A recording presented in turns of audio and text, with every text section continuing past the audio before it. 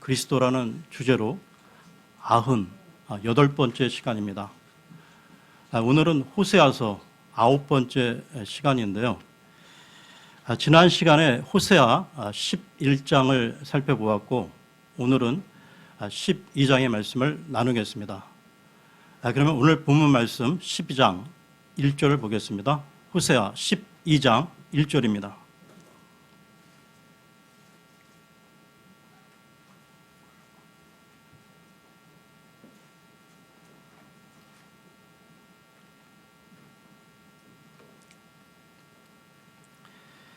에브라임이 바람을 먹으며 동풍을 따라가서 날마다 거짓과 황폐함을 늘리고 그들이 아시리아 사람들과 언약을 맺으며 기름을 이집트에 실어 보내는도다. 여기 나오는 이 바람을 먹으며 라는 말은 이스라엘이 하나님을 의뢰하는 대신 헛된 이방인들을 신뢰하고 도움을 구하려 한 것을 지적하고 있는 것입니다. 그리고 이 동풍을 따라가서 라는 말이 나오는데요. 그곳 그 팔레스타인 지역에서 이 동풍이란 동쪽의 그 아라비아 광야에서 불어오는 바람으로 이 바람은 뜨거운 그 열기와 함께 불어오는데 심할 때는 모래를 동반한다고 합니다. 이 동풍은 이 작물, 인명 피해뿐만이 아니라 집, 심지어 이 지중해의 배들에게까지 큰 피해를 입히는 것으로 성경에 나오고 있습니다. 이와 관련해서 욥기로 가겠습니다. 욥기 27장 20절, 21절을 보겠습니다. 욥기 27장 20절, 21절입니다.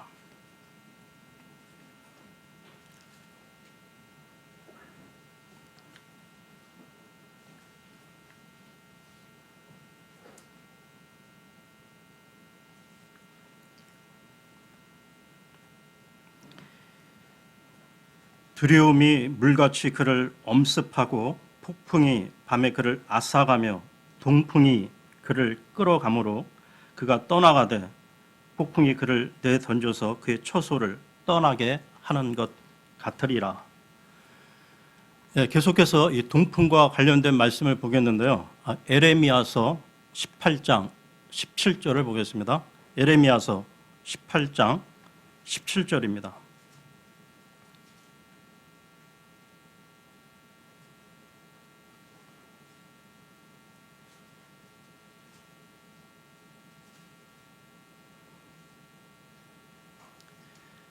내가 그들을 그 원수 앞에서 동풍으로 하듯 흩어버리리니 곧 그들의 재난의 날에 내가 그들에게 등을 보이고 얼굴을 보이지 아니하리라. 이 동풍이 요나서에서도 나오고 있는데요. 요나서 4장 8절을 보겠습니다. 요나서 4장 8절입니다.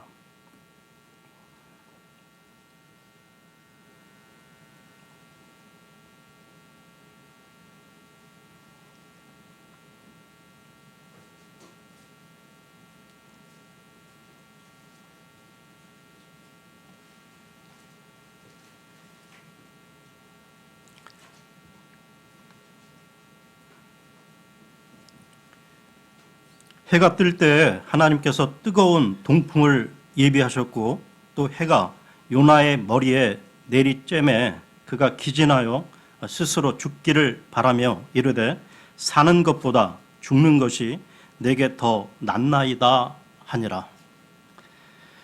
이처럼 동풍은 이 성경에서 이 재앙과 큰 고통을 가져오는 것으로 여기 호세아서에서는 이스라엘이 처한 결과를 말해주고 있는 건데요. 이스라엘이 아시리아와 동맹을 맺고 이집트에 기름 예물을 바치는 등 그러한 것들이 오히려 스스로 멸망의 길을 자초했음을 보여주고 있는 것입니다. 그러면 다시 호세아서로 돌아와서요. 12장 2절을 보겠습니다. 12장 2절입니다. 주께서 또한 유다와 논쟁하셨고 야곱을 그의 길들대로 벌하시며 그의 행위들대로 그에게 보응하시리라. 예, 주께서 이 유다와 논쟁하셨다는 말씀은 유다의 죄를 책망하시는 말씀인데요. 유다와 야곱을 이 대구 형식으로 기술하여 당시 남왕국 유다와 북왕국 이스라엘이 한결같이 하나님 앞에서 잘못되어 있음을 밝히고 있는 것입니다. 그러면 이 호세아 대언자는 이스라엘의 근원이 되는 야곱의 삶을 통해 야곱이 그 축복받은 것을 상기시키고 있는데요. 계속해서 3절, 4절을 보겠습니다. 호세아 12장 3절, 4절입니다. 그가 태에서 자기 형의 발 뒤꿈치를 붙잡고 또 자기 힘으로 하나님과 힘을 겨루되 참으로 그가 천사와 힘을 겨루 이기고 울며 그분께 간구하였도다. 그가 베델에서 그분을 만났으며 거기서 그분께서 우리에게 말씀하셨으니. 태어나면서부터 이 형의 발꿈치를 붙잡고 나왔다는 그 야곱의 탄생 이야기는 그의 타고난 교활함과 과욕을 보여주고 있습니다. 그 이후 야곱은 형의 장자권과 축복을 쟁취하는데요. 야곱은 그의 삶 전부가 어느 누구에게도 지기 싫어하고 속임수를 써서라도 이기고야 마는 사람이었습니다. 하지만 마침내 고향으로 돌아올 때 형 에서가 400명의 군사를 데리고 그에게 복수하러 온다는 소식을 듣고 그는 야복 강가에서 하나님 앞에 온전히 엎드리게 되는데요. 그 깨어짐의 모습을 보시고 하나님께서는 야곱을 이스라엘이라 바꿔 부르심으로 계속해서 그에게 축복하실 것을 보여주셨습니다. 여기서 호세아 대언자가 야곱의 생애를 말하고 있는 것은 이스라엘 백성들로 하여금 하나님께서 그들을 선택하시고 언약하신 특별한 관계를 상기시키고 있는 건데요. 야곱이 교활한 그 인간성과 기만적인 행동 때문에 하나님의 축복을 받기에 부적절했지만 진실하게 회개할 때에는 하나님께서 용서와 축복을 베푸신 사실을 지적하면서 이스라엘의 참된 회개를 촉구하고 있는 것입니다. 계속해서 12장 5절을 보겠습니다. 12장 5절입니다. 곧 주 만군의 하나님이시로다. 주는 그분을 기억하게 하는 이름이니라. 주라는 이 하나님의 이름은 일찍이 그 모세에게 가르쳐 주셨던 스스로 있는 자란 칭호입니다. 즉 이 칭호는 하나님께서 과거에도 영원 전부터 계셨고 지금도 계시며 앞으로 영원하신 불변하신 분이라는 뜻인데요. 특히 여기서는 아브라함, 이삭, 야곱 등과 언약하신 이 하나님께서 이제 이스라엘에게도 똑같은 동등한 하나님이 되신다는 뜻을 함축하고 있는 것입니다. 그러면 다음 구절 12장 6절을 보겠습니다. 12장 6절입니다. 그러므로 너는 내 하나님께로 돌이켜서 긍휼과 판단의 공의를 지키며 계속해서 네 하나님을 바랄지니라. 긍휼과 이 공의는 하나님의 대표적인 두 속성인데요. 여러분, 하나님의 긍휼과 이 공의가 가장 분명하게 나타난 곳이 바로 예수 그리스도의 십자가인 것입니다. 잘 들어보십시오. 하나님이 이 긍휼, 사랑만 있는 분이라면 우리를 그냥 구원하셨을 것이고 그렇게 되면 우리는 죄의 그 심각성을 모르고 하나님의 은혜를 모르고 그냥 구원되니까 거기에는 진정한 기쁨과 찬송이 있을 수 없다는 것이죠. 또한 이와 달리 하나님이 공의만 있는 분이시라면 우리는 죄의 형벌로 지옥에 갈 수밖에 없으니 우리의 입에서 찬송이 나올 수 없다는 것입니다. 하나님은 공의로운 분이시지만 우리 죄에 대한 형벌을 주님이 대신 받음으로 긍휼을 나타내셨기 때문에 우리는 하나님이 긍휼과 공의를 동시에 지니신 분임을 알고 진정으로 자발적으로 찬송할 수 있는 것이죠. 이와 관련해서 말씀 한 부분 보겠습니다. 시편으로 가겠습니다. 시편 85편 9절 10절을 보겠습니다. 시편 85편 9절 10절입니다.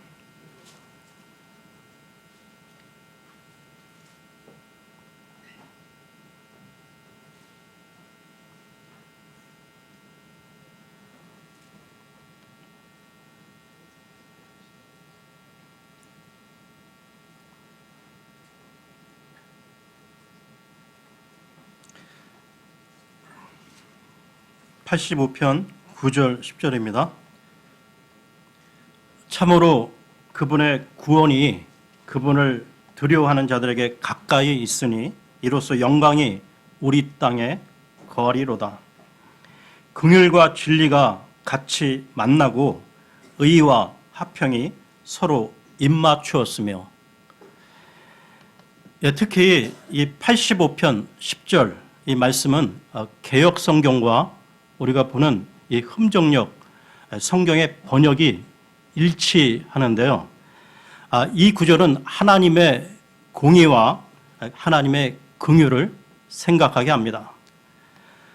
여러분, 긍휼과 진리, 의와 화평, 얼핏 생각하기에는 이 두 가지 속성이 모순되는 것처럼 보이지만 이 두 속성은 서로 모순되지도 않고 충돌하지도 않는다는 것이죠.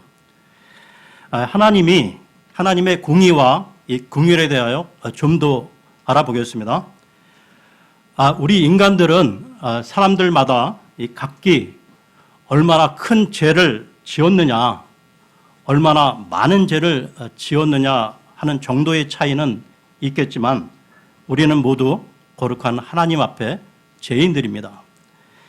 그리고 우리는 그 죄 때문에 하나님의 심판을 받아 영원한 형벌을 받아야만 했던 것입니다. 왜냐하면 하나님의 공의는 죄에 대해서는 조금도 용납하거나 타협하지 않으며 반드시 심판하시기 때문이죠.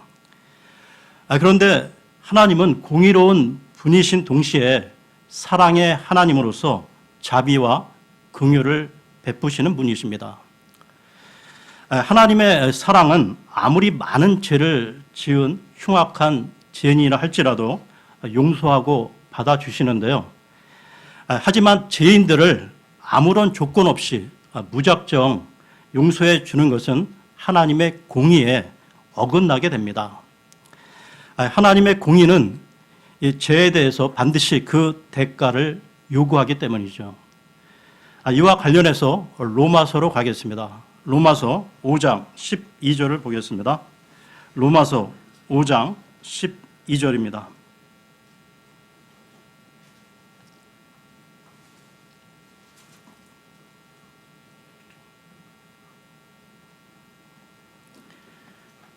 그러므로 한 사람으로 말미암아 죄가 세상에 들어오고 죄로 말미암아 사망이 들어왔나니 이와 같이 모든 사람이 죄를 지었으므로 사망이 모든 사람에게 임하였느니라. 즉 죄의 대가는 바로 사망이라는 것입니다. 그러나 사람들 가운데 이 죄의 삭을 대신하여 지불할 수 있는 사람은 없다는 것이죠.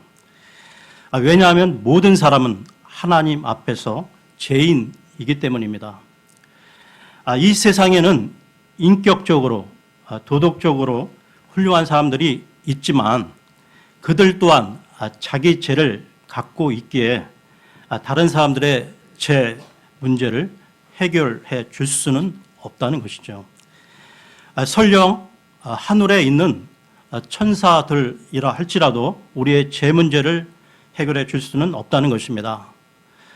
천사들은 인간과 달리 영적 존재들이기에 그들에게는 사람들을 대신하여 흘려줄 피가 없다는 것이죠. 히브리서로 가겠습니다. 히브리서 9장 16절에서 22절입니다. 히브리서 9장 16절에서 22절입니다.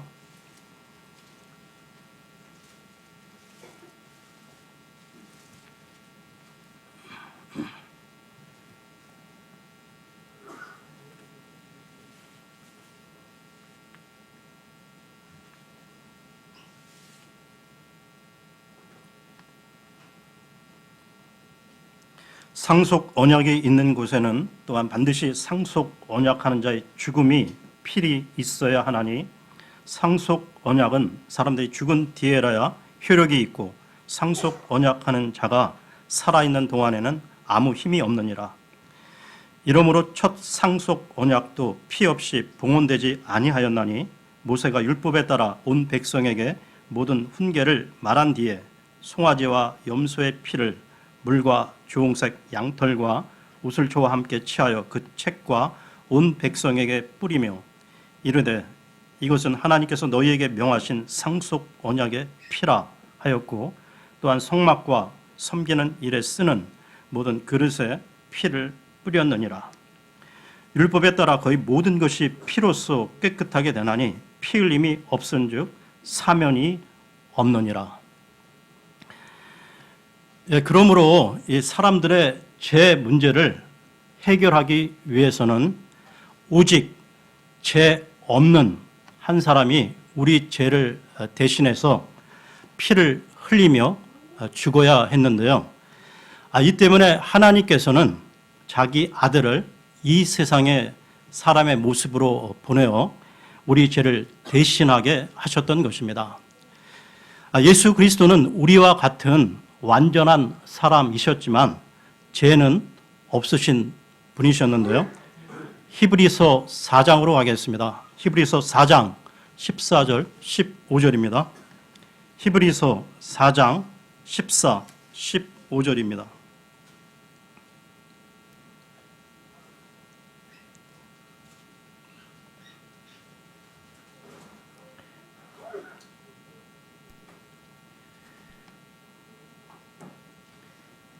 그런즉 우리에게 위대하신 대제사장 곧 하늘들로 들어가신 하나님의 아들 예수님이 계신 줄 알므로 우리가 우리의 신앙 고백을 굳게 붙들자.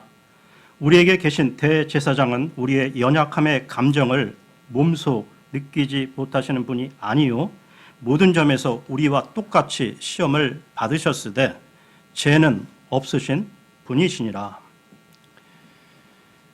우리 주 예수 그리스도께서는 온 세상의 죄를 위하여 십자가에 달리시고 우리를 대신하여 죽으심으로 죄의 삭슬 하나님의 공의 앞에 지불하셨습니다. 예수 그리스도의 보배로운 피는 그분의 엄격한 공의를 만족시키기에 충분했는데요. 그래서 하나님께서는 대속물을 받으시고 원래 우리에게 내려야 할 이 심판과 형벌을 내리지 않으셨던 것입니다. 예수 그리스도의 피는 우리를 의롭게 하셨는데요.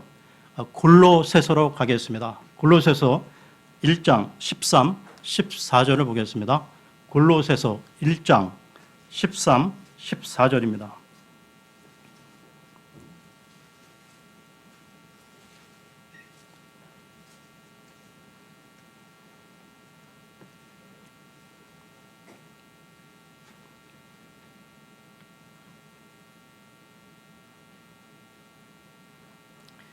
그분께서 우리를 어둠의 권능에서 건져내사 자신의 사랑하는 아들의 왕국으로 옮기셨으니 그분 안에서 우리가 그분의 피를 통해 구속 곧 제들의 용서를 받았도다. 예, 다시 반복해서 말씀드립니다. 죄인들을 향한 이 하나님의 무한한 긍휼과 또한 죄에 대해서는 조금도 양보할 수 없는 하나님의 공의가 서로 만났는데요. 바로 예수 그리스도께서 달리신 갈보리 십자가에서 말입니다. 예, 그러면 다시 호세아서로 돌아와서요. 12장 7절 8절을 보겠습니다. 호세아 12장 7절 8절입니다. 그는 상인이요 그의 손에는 속이는 저울이 있도다. 그는 학대하기를 좋아하는도다. 에브라임이 말하기를 그럼에도 나는 부자가 되었도다. 내가 나를 위해 재물을 얻었은즉 그들이 내가 수고한 모든 것 중에서 제가 된 불법 곧 내 안에 있는 불법을 전혀 찾지 못하리라 하였도다. 7절에 보면 그의 손에 속이는 저울이 있다고 나오는데요. 이스라엘 상인들은 무게가 다른 저울을 가지고 물질을 모았던 것입니다. 이스라엘은 가나안 장사꾼들처럼 거짓말과 속임수로 큰 이익을, 즉 재산을 모았는데요. 이렇게 거짓 저울로 속여 모은 재산을 가지고도 이스라엘은 죄책감을 느끼지 못하고 있었습니다. 세상의 법으로 보면 문제가 없는 것처럼 보였는데요. 그러나 불꽃 같은 어미하신 하나님의 관점에서 볼 때 그것은 이웃의 재물을 탈취하는 죄라고 대언자를 통해 외쳤던 것입니다. 그러나 그들은 양심이 마비되어 습관적인 범죄를 계속 자행하고 있었는데요. 죄와 영적 빈곤에 대한 이 자각이 결여되어 있었던 이스라엘은 요한계시록 3장에 나오는 자신의 곤고함, 가련함, 영적 가난, 눈먼 것, 그리고 벌거벗음을 알지 못한 라오디게아 교회와 같다고 할 수 있을 것입니다. 부유한 이 물질 자체가 잘못된 것은 아니지요. 문제는 하나님보다 이 물질에 우선순위를 두어 수단과 방법을 가리지 않고 이 물질을 모으는 탐욕의 그 마음 자세가 잘못된 것입니다. 바로 이런 의미에서 복음서에 나오는 예수님께서 부자 청년과 나눈 영생에 관한 교훈을 생각해 볼 필요가 있는데요. 마태, 마가, 누가 이 세 복음서에 모두 나오는 부자 청년과의 그 이야기.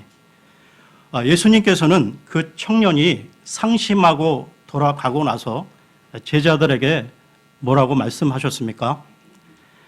부자가 하나님의 왕국에 들어가는 것보다 낙타가 바늘길을 통과하는 것이 더 쉽다고 하셨습니다. 이 말씀의 교훈은 부자는 하나님의 왕국에 들어가지 못한다는 것이 아니고요. 예수님께서는 이 구원이란 구원의 대상인 사람 편의 능력에 있지 않고 구원의 주체가 되시는 하나님의 편에 있다는 구원론의 대강령을 제시하고 있는 것입니다. 그러므로 믿음만 있으면 구원은 부자가 됐든 가난한 자든 누구에게나 가능한 것이죠. 이 사실을 제자들이나 부자 청년과의 질문과 연관 지어 볼 때 하나님의 왕국에 들어가기 위해 제시된 소유에 대한 포기와 더불어 자기 십자가를 지는 것은 자신의 힘으로서는 불가능하지만 오직 하나님의 은혜를 얻은 믿음으로 그분의 능력에 맡길 때 가능하다는 것을 가르쳐 주신 것입니다. 계속해서 12장 9절을 보겠습니다. 12장 9절입니다.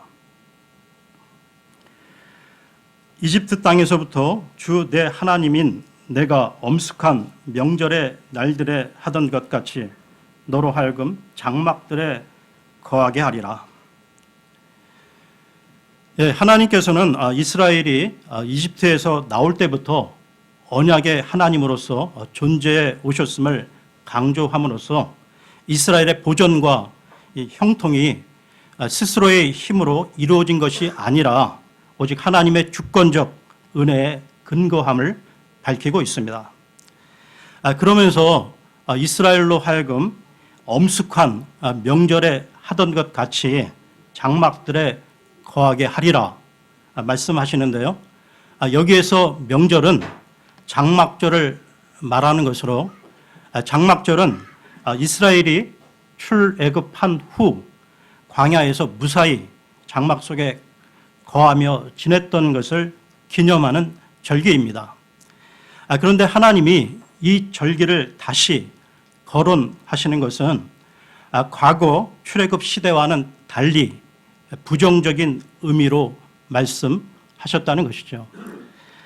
즉 하나님이 과거에 출애굽한 이스라엘을 광야에서 돌보신 것 같이 지금도 돌보시리라는 의미가 아니라 반대로 현재 안정된 왕국을 소유하던 이 북왕국을 다시 광야 생활, 즉 고난과 시련의 생활로 몰아내실 것이라는 의미입니다.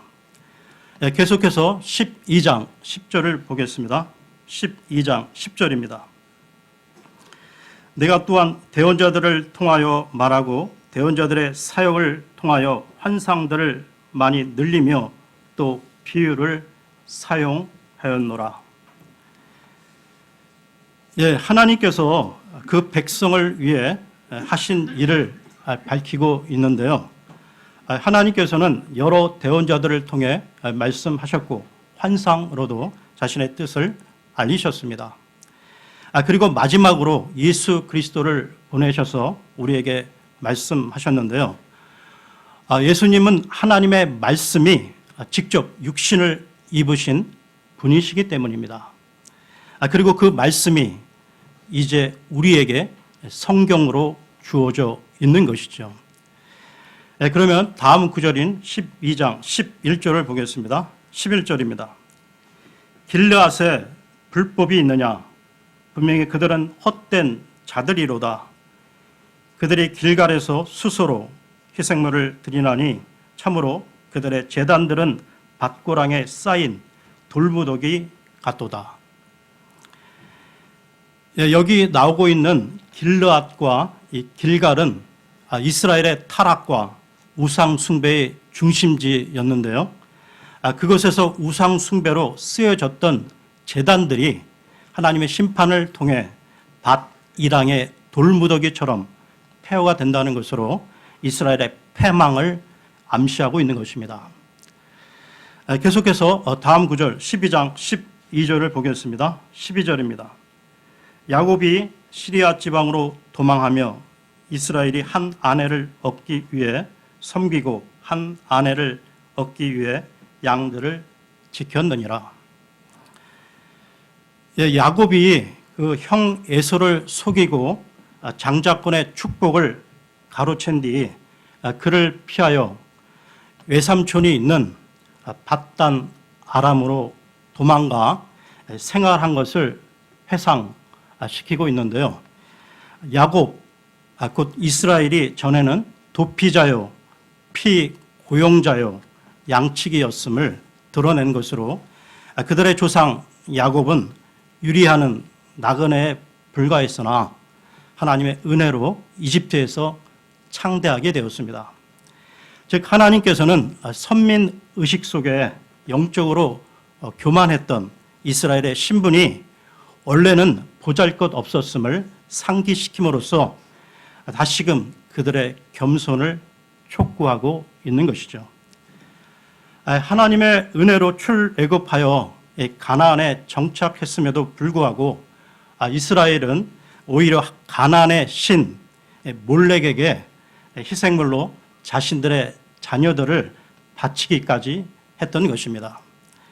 열왕기하 17장을 보겠는데요. 열왕기하 17장 16절 17절을 보겠습니다.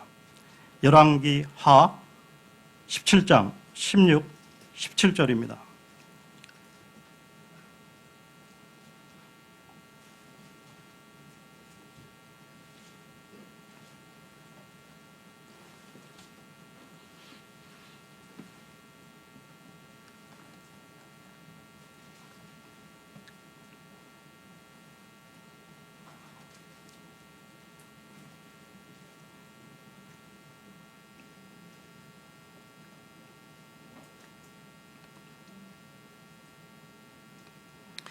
또 그들이 주 자기들의 하나님의 모든 명령을 버리고 자기들을 위해 부어 만든 형상들 곧 송아지 2마리를 만들며 또 작은 숲을 만들고 하늘의 온 군대에게 경배하며 또 바알을 섬기고 자기 아들 딸들을 불 가운데로 지나가게 하며 점치는 일과 마술을 행하고 자신을 팔아 주의 눈 앞에서 악을 행하여 그분의 분노를 일으키니라. 그러면 오늘의 본문 말씀, 마지막 말씀을 보겠는데요. 호세아 12장 13, 14절을 보겠습니다. 호세아 12장 13, 14절입니다. 주께서 한 대언자를 통해 이스라엘을 이집트에서 데리고 나오심에 그가 한 대언자를 통해 보존되었거늘 에브라임이 극심하게 그분의 분노를 일으켰으므로 그분께서 그의 피를 그의 위에 남겨두시며 그의 주께서 그의 수치를 그에게 돌리시리라. 그렇다면 이 오늘 본문엔 이 호세아 12장의 말씀을 통해 우리에게 주시는 교훈을 알아보겠는데요. 첫째는 하나님이 축복의 근원 되심을 인정하며 형식적인 이 매너리즘에 빠진 예배가 아니라 하나님의 말씀이 살아 역사하시는 온전한 예배를 드려야 한다는 것입니다. 두 번째로 하나님을 믿는 성도가 부당한 방법으로 살아가게 되면 그 대가를 치르게 되는데요. 야곱이 하나님과의 만남을 가졌던 베델, 그 베델을 잊었을 때 그는 라반의 종이 되었고 결국 험악한 세월을 보내게 되었음을 우리는 창세기에서 볼 수가 있습니다. 셋째는 자신의 부패한 이 성향, 즉 재성을 계속해서 회개해야 한다는 것이죠. 야곱이 야복 강가에서 이스라엘로 이름이 바뀌었던 것처럼 두 번째 출생인 구원 이후 세 번째 출생의 삶을 우리 모두 살아가야 한다는 것입니다. 오늘은 여기까지 하겠습니다.